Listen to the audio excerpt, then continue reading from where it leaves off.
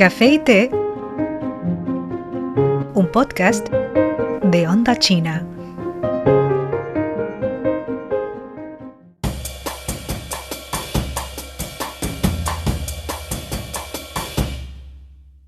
Hola, bienvenidas y bienvenidos a un nuevo episodio del podcast Café y Té. Soy Pedro. Hay una pregunta que rara vez nos hacemos cuando compramos algo que viene de muy lejos. ¿Cómo llegó hasta aquí? Vemos una batería, un panel solar, un ordenador y pensamos en el fabricante y el precio y el país de origen. Pero detrás existe un mapa que casi nunca vemos. Barcos que atraviesan océanos, puertos que trabajan día y noche y rutas que pueden añadir o quitar semanas al viaje de una mercancía. Y cuando una de estas rutas cambia, también puede cambiar parte de la economía que tenemos alrededor. Ahora está ocurriendo algo llamativo. Un barco que sale de China hacia Europa puede subir hacia el Ártico, atravesar la ruta marítima del norte y llegar a Europa por una vía que durante mucho tiempo parecía más propia de una expedición polar que de un comercio internacional. Lo interesante es que esta ruta empieza a convertirse en un servicio comercial regular durante los meses en que las condiciones del hielo lo permiten. Hola, ¿qué tal? Soy Chandy.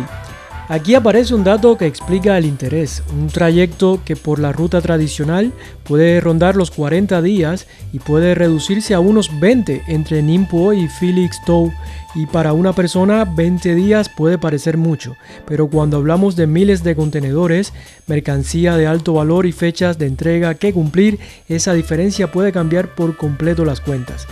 También resulta significativo que mercancías están utilizando esta ruta. Entre los primeros servicios encontramos baterías para vehículos eléctricos, sistemas de almacenamiento de energía y componentes fotovoltaicos. No hablamos, por tanto, solo de una nueva forma de transportar contenedores, sino de una ruta que empieza a conectarse con la transformación industrial de China, Europa y otros mercados. Hoy, en Café y Té, queremos seguir ese viaje. Del canal de Suez a las aguas del Ártico, de los puertos chinos a Europa y también un poco más allá, porque aunque el Ártico parezca estar en el extremo opuesto del planeta, lo que ocurre allí puede terminar afectando el transporte y a las cadenas de suministro que llegan hasta España y América Latina. Sí, y volviendo un poco a lo que acaba de decir Sandy, es importante entender también qué significa realmente ahorrar esos 20 días. En el transporte marítimo el tiempo también es dinero. Una mercancía que llega antes puede significar menos capital inmovilizado, menores inventarios y más capacidad para responder a un mercado que cambia rápidamente. Eso resulta especialmente importante con productos tecnológicos o energéticos, cuyo valor puede ser elevado y cuya demanda puede concentrarse en determinados momentos. Pensemos en un fabricante europeo que necesita baterías o sistemas de almacenamiento para cumplir un pedido. Si el transporte tarda 40 días, tienen que planificar con mucha antelación. Si ese plazo puede reducirse aproximadamente a la mitad, o sea 20 días, dispone de un margen mucho mayor. Eso significa que todos los productos vayan a viajar por el Ártico, pero sí algunas mercancías para las que el tiempo tiene un valor especial pueden encontrar allí una opción atractiva. Y por esto resulta interesante fijarnos en la carga de estos primeros barcos. Baterías, el sistema de almacenamiento energético y componentes solares forman parte de una cadena industrial que conecta directamente a China con la transición energética europea. Existen más elementos detrás de ese simple dato de 40 frente a 20. Una ruta marítima no existe aislada de la industria. Aparece porque hay mercancías que necesitan ser transportadas, empresas que deben entregarlas y mercados dispuestos a pagar por una determinada combinación de precio, velocidad y seguridad. Durante mucho tiempo hemos pensado en la globalización, cómo fabricar algo en un país y venderlo en otro. Pero entre esos dos puntos existe todo un sistema invisible.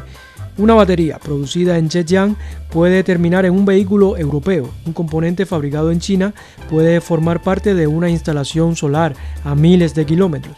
Por eso, cuando hablamos de una ruta que ahorra 20 días, en realidad hablamos de algo mucho más grande.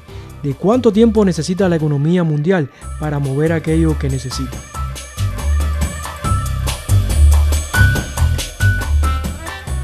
Ahora bien, hay que evitar una conclusión demasiado fácil.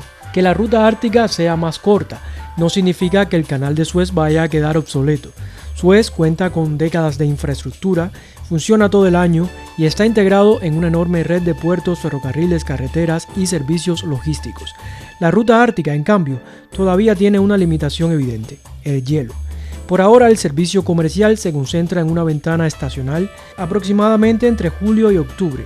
Se necesitan barcos adaptados a estas condiciones polares y todavía hay que desarrollar infraestructura y servicios específicos. Por eso resulta más acertado hablar de una ruta complementaria que de una sustitución. Y esto nos lleva a una palabra cada vez más importante. En el comercio mundial: diversificación. Una empresa puede seguir utilizando Suez durante la mayor parte del año y contar con otra opción cuando las condiciones sean favorables.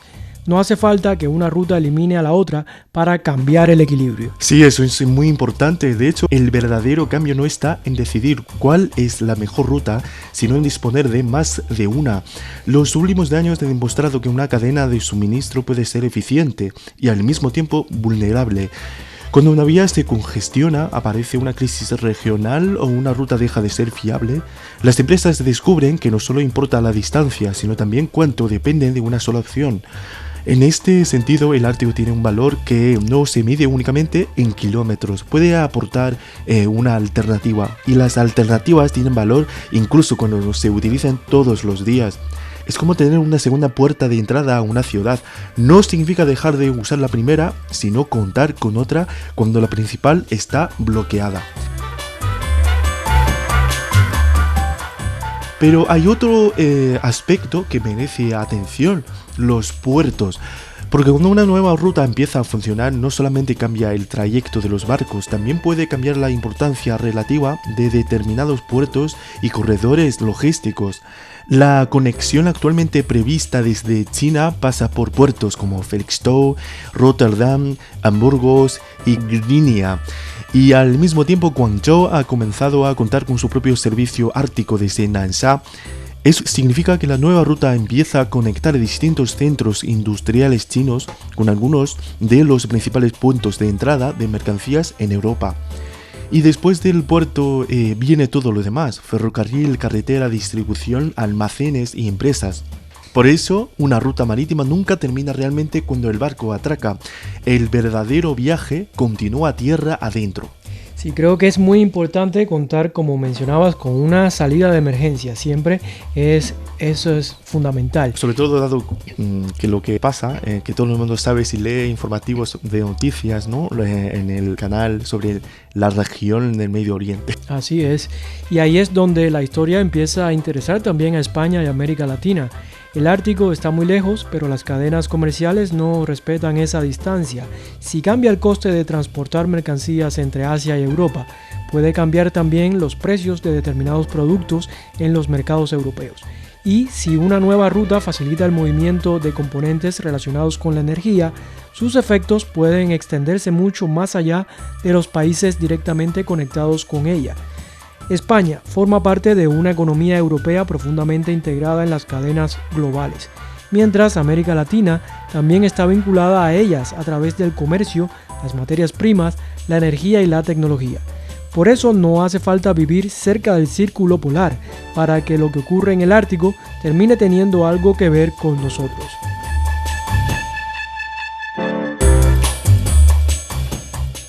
Hay una diferencia importante entre hacer un viaje y crear una ruta.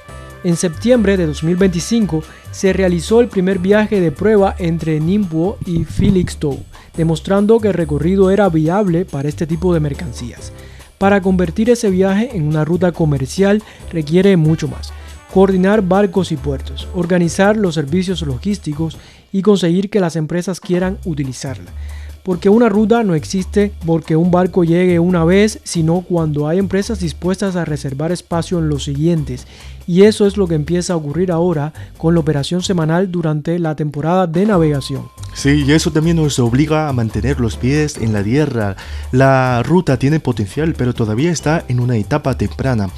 Las condiciones del hielo pueden cambiar, la temporada es limitada y los costes de operar en un entorno polar no son los mismos que en una ruta convencional. Así que todavía no sabemos si dentro de 10 años estaremos hablando de una gran autopista comercial o de una ruta especializada que funciona durante determinados meses para determinados tipos de mercancías. Y me parece bien no tener todavía una respuesta definitiva. De hecho, eso hace que la historia sea más interesante. Lo que estamos viendo ahora es un experimento comercial que está entrando en una fase nueva. Ya no se trata solamente de demostrar que es posible navegar por el Ártico, sino de comprobar si las empresas consideran que vale la pena hacerlo.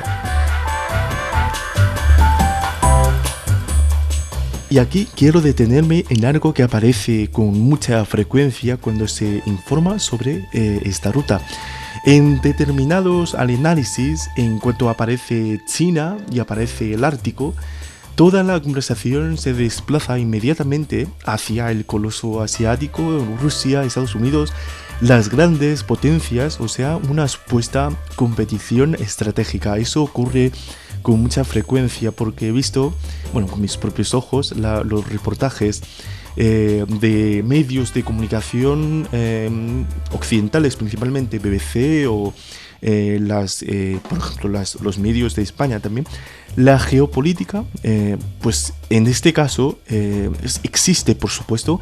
El Ártico tiene una importancia estratégica evidente y sería ingenuo ignorarla, pero también creo que hay que tener mucho cuidado con convertir cualquier nueva conexión comercial china en una historia exclusivamente geopolítica, porque si miramos solamente desde este ángulo, desaparecen las empresas, los puertos, los trabajadores, las mercancías y los consumidores. Desaparece incluso la pregunta más sencilla: ¿por qué una empresa elegiría esta ruta? Y a propósito, no solamente desaparecen las empresas, o sea, la gente que realmente usa esta ruta, también desaparece, quiero decir, todo este aspecto histórico detrás de la exploración de esta ruta. Parece como que apareció de la noche a la mañana de manera repentina, China metiéndose, pues entre comillas, en el Ártico. No, durante 20 años China, por ejemplo en el 2012, pues China mandó un